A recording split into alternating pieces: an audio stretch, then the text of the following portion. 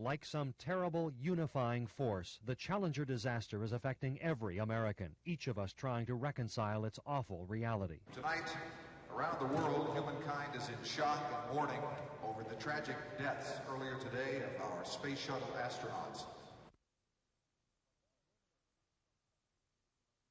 A moment of silent reflection preceded tonight's pro basketball game in Seattle. Across the nation, in houses of government and in places of business, people paused for public and private prayer. On this dark day, we were a nation glued to our televisions. If you haven't been with us throughout the day, we must tell you that shortly after blasting off this morning, the Space Shuttle Challenger exploded into a ball of fire. Oh, that's just incredible.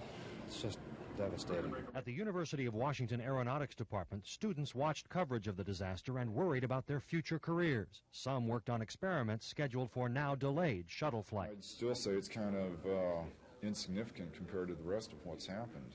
You know, the fact that my package isn't going to be flying well.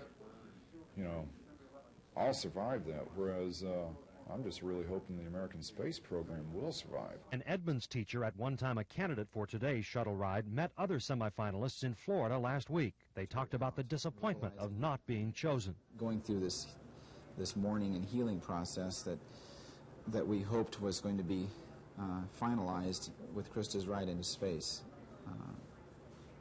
And now a new wound has been opened that is far deeper than that. And at a classroom in West Seattle, like so many others across the country, this was to have been a day of celebration for the first teacher in space.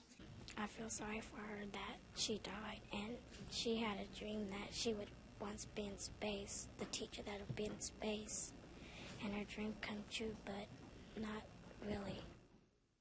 Mark Rahlstad, KIRO Eyewitness News.